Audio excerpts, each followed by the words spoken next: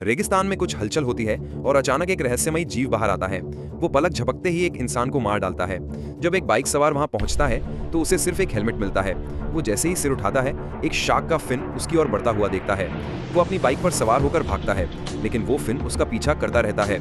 अपनी जान बचाने के लिए वो जमीन पर रेंगता है, लेकिन फिर भी उसे घसीटकर ले जाने से नहीं बच पाता। दूसरी ओर एक कपल समुद्र तट पर धूप सेंक रहा है।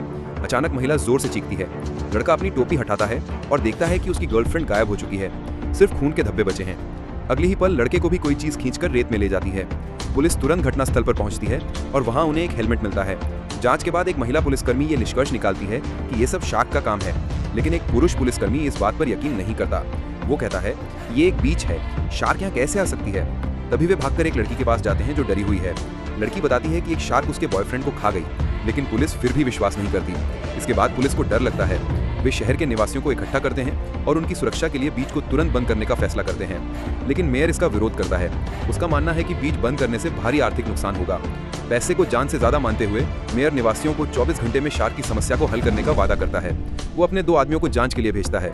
उनकी नाव शार्क द्वारा पलट दी जाती है और उन्हें नाव उठाकर रेत पर भागना पड़ता है। जैसा कि सोचा गया था, कुछ अप्रत्याशित होता है।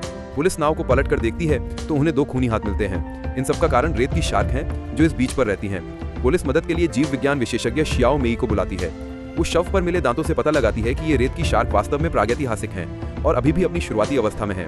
अगले दिन बीच पर एक शार्क को लटकाया जाता है, जिसे मेयर एक टूरिस्ट द्वारा पकड़ा गया बताता है। मेयर उसकी तारीफ करता है। शियाओमी आगे आती है और जांच करती है तो वो पाती है कि ये असली रेत की शार्क नहीं है और ये तो 1 हफ्ते पहले ही मर चुकी है। उसका झूठ पकड़ा जाने पर मेयर बहुत गुस्सा हो जाता है। इस वजह से बीच को बंद ही रखना पड़ता है।